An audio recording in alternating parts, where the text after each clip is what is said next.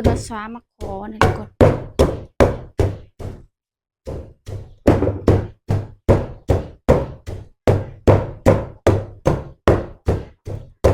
มาเด้อกินส้มตอนบ่ายๆน้ำสะพอนทุกคนสวามาขอ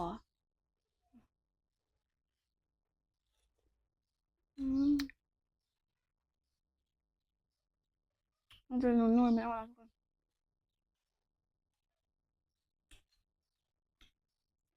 นี่แซ่บ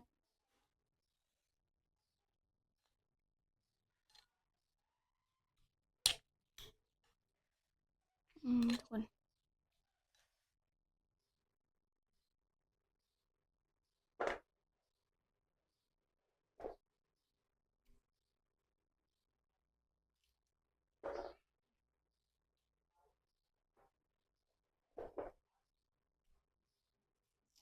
บรรยากาศร้อนทุกคนเลย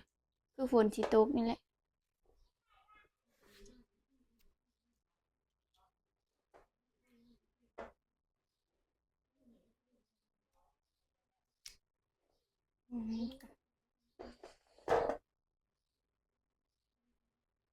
เครื่องใส่กับบริลายนะทุกคน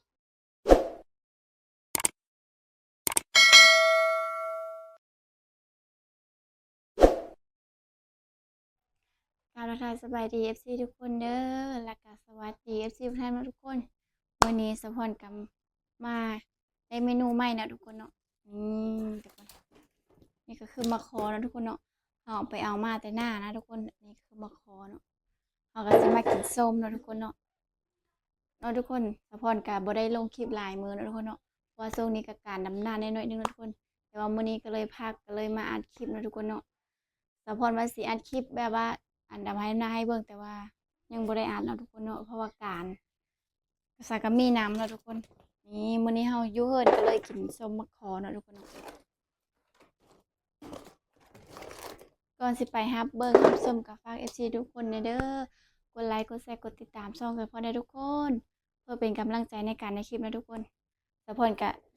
บ่ได้ลงคลิปหลายมื้อเลยนะทุกคนนี่เฮาสิมาตำแจ่วมะขอเนาะทุกคนเนาะสิมาสวาบ่เนาะทุกคนนี่มะขอนี่ก็หน่วยสุกกำลังพอดีกินเนาะทุกคนเนาะเฮาสิมาตำก่อนตำแจ่วก่อนนะทุกคนกินส้มตอนบ่ายๆทุกคนเลยตอนนี้ประมาณ3 โมงแรกนะทุกคนคิดอยากกินส้มมะขอเอาสิมาตำมะพริกก่อนนะทุกคน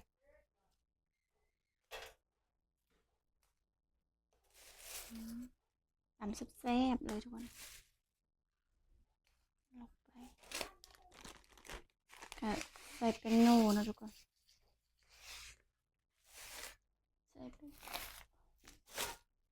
ใส่กระเทียมนั่นเลยทุกคน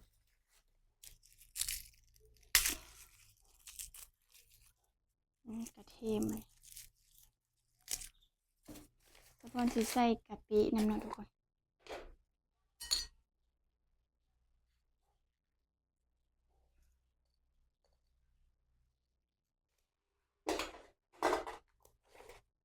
แล้วเราก็ใส่น้ำตาลลงไปพร้อมกันเลย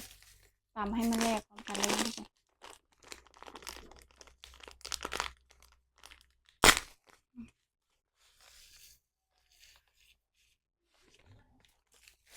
เราก็เลยมาตำกันเลยนะทุกคนเนาะเดี๋ยวตำอันนี้แล้วละเราก็สิไปแกะมะขอเนาะทุกคนพวกเลยเนี่ยเคยกินนะทุกคนเนาะ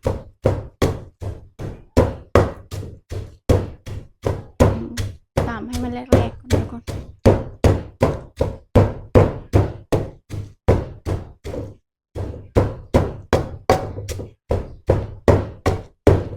มาสวามาขอนะทุกคน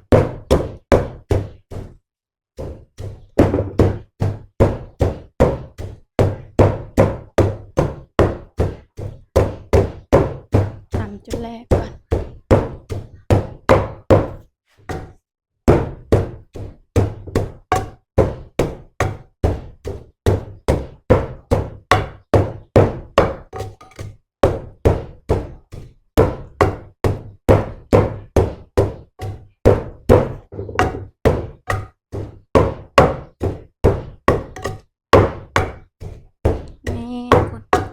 ตอนนี้ก็เจียวเฮาก็แล้วเนาะเดี๋ยวเฮาไปแกะมะขอก่อนเนาะทุกคนนี่เราจะแกะมะขอใส่จานก่อนเนาะเดี๋ยวเอามีดก่อน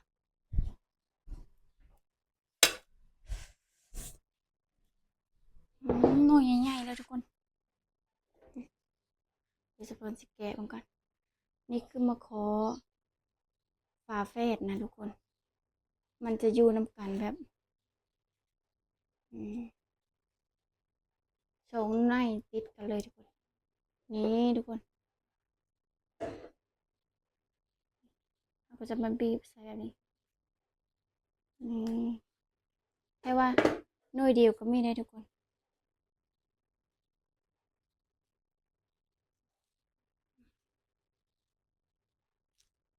นี่ทุกคนนี่คือหน่วยเดียวนี่เนาะก็จะมาบีบแบบนี้แกะแบบนี้นะทุกคนเพราะว่าเราจะเอาไปสวาใส่น้ำปลาร้าเด้เนาะทุกคนใส่น้ำปลาแดกขออนุญาตเอามือแกะเลยนะทุกคน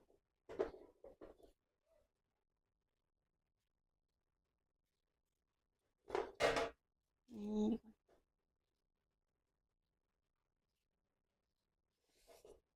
น้ำลายแตกช่วงโน่นเลยเด้อทุกคนได้กินมะเนี่ยรสชาติมันก็แบบเอาส้มๆแล้วทุกคนถ้ามันสุกอะไรแล้วก็มันก็จะบ่ส้มปานใดเหมาะกับการกินส้มทุกคนแถวอื่นเอิ้นจังใดเนาะทุกคนเนาะอันนี้นะบ้านคนน่ะเอิ้นมะขอเด้อทุกคนบ่ฮู้ว่าทางอื่นเอิ้นจังใดเนาะ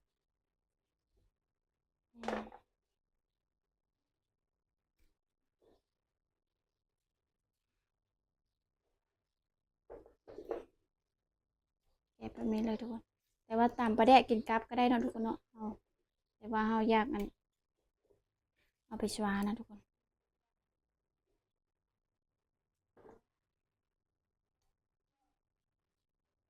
ย่านดำหน้ามันจะชุกคักเนาะทุกคนเนาะ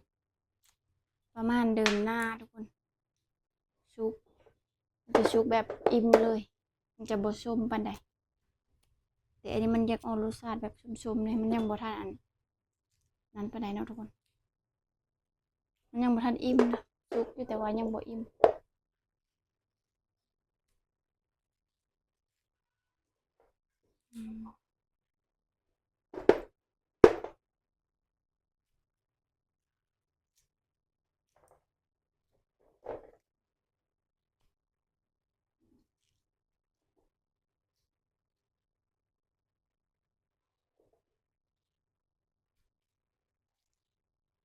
ทุกคนเอาสิแกะเอาประมาณจานหนึงเนาะทุกคนเพราะว่ากินบ่หลายมันเจ็บท้องยามมื้อแลง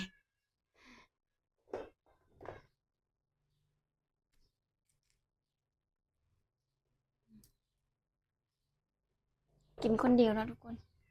มือแกะบ่ได้นั่นปานใด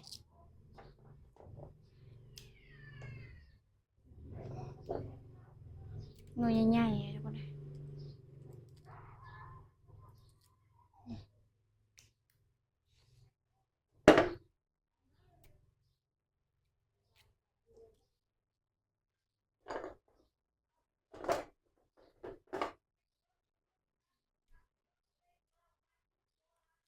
ี่ทุกคน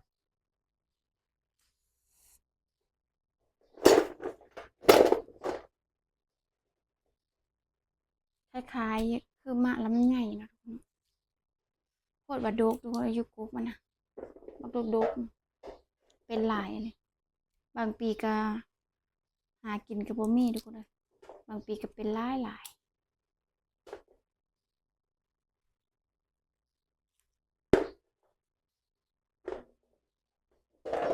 ตำแจ่วมะกรูดก็ได้นะทุกคนแต่ว่าอันนี้เนี่ยอยากสดน้ำอยากสดแบบเอาตำปลาแดกแล้วก็เอาลงไปคลุกเข้ากันแล้วก็สดกินทุกคนนี่จังบ่ได้แกะเอาก็เลยมาแกะแล้วจังไปชวาเนาะ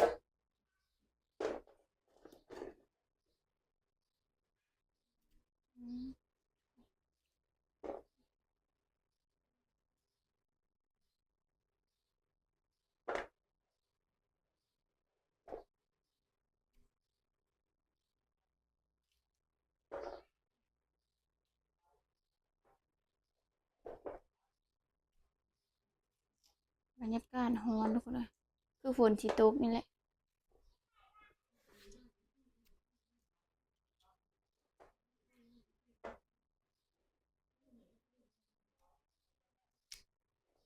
อืมเครื่องใส่ก็บ่ได้หลายนะทุกคนตำปลาแดะหยังแล้วก็ใส่ข้าวไหม้ข้าวหยังก็กินได้เลยเนี่ย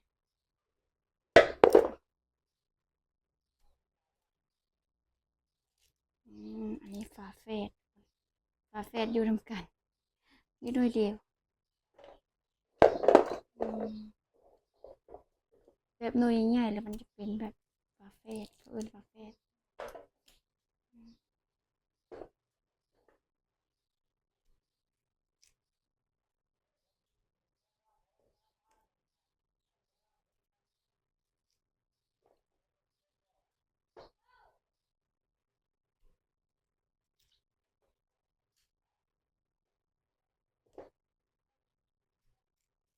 อืมนี่ทุกคนเอาก็แกะเอาประมาณนี้นะทุกคนได้หลายเติบแล้วนี่เดี๋ยวเอาสิมาชวาก่อนนะทุกคนนะสิเทใส่ถ้วยก่อนเดี๋ยวเราก็ตักเอาน้ำพริกที่เราตำมาแล้วทุกคนเลย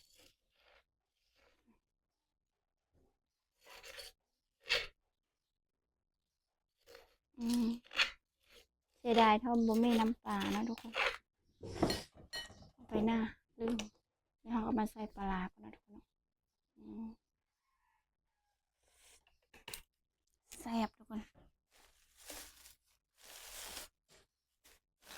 ใส่แล้วเข้ามา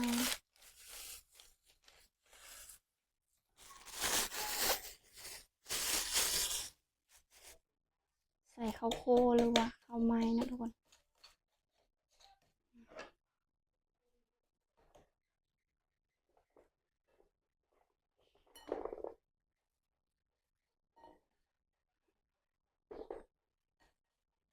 เขาเลยเขากันเลยนะทุกคนเอาข้าวไม้หัว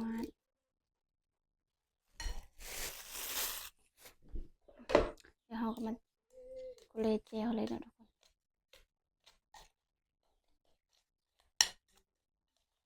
ทุกคนเจียวเหนียวๆเลยน้ำลายไหล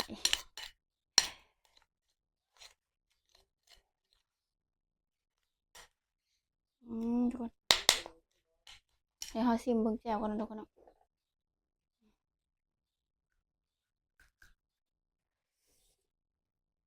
เปรี้ยวทุกคนผู้ใดเห็นก็น้ำลายไหล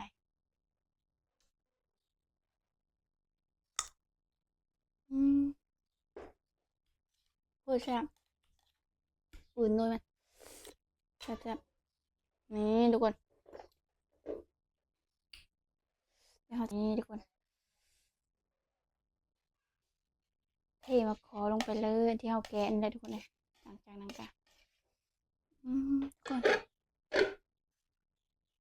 เต็มถ้วยอันเนี้ยอืม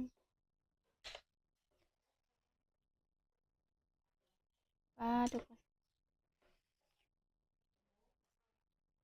อันนี้เขาเอ็ดแบบนี้นะสบายเพราะว่าเขากินเขาสดกินเลยนะทุกคนเพราะว่าเขาตำปลาแดกแล้วเขาก็กรอยแล้วก็มาแกะกินทีละหน่วยก็ได้นะทุกคนแต่ว่าสะพอนอยากสบายเนาะเขาสดกินเลยได้ทุกคนนี่ทุกคนมาเด้อกินส้มตอนบ่ายๆน้ำสะพอนทุกคนสวามาขออืมมันจะนุ่มๆไม่เอาแล้วทุกคน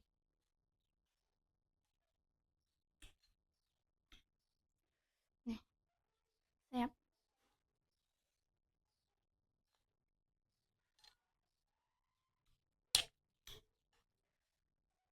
ทุกคน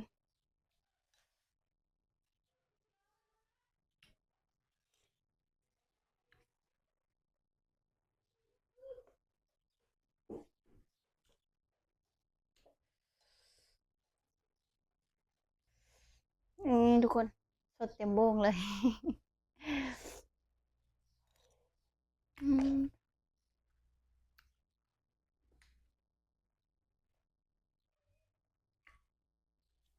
นู่นมันทุกคนคล้ายๆคือมันน้ำใหญ่เนาะแต่ว่าเขากินตัวนุ้นมาแล้วก็เขาก็คล้ายนู่นมันอืม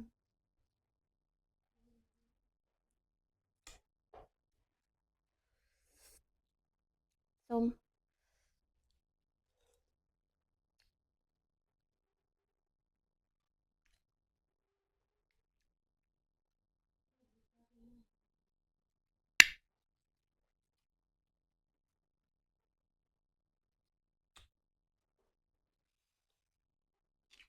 ปลาอาทุกคนเยิ้มๆแบบนี้น้ำปลาร้าแบบเยิ้มๆเลยทุกคนอืมอืม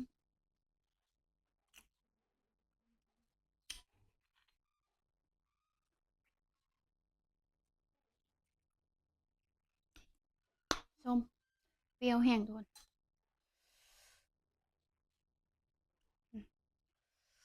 เดี๋ยวสะพอนสิลองอื่นนะทุกคนลองคืนในมันเนาะ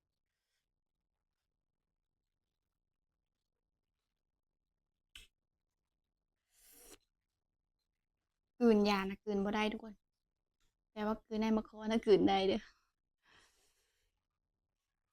อืม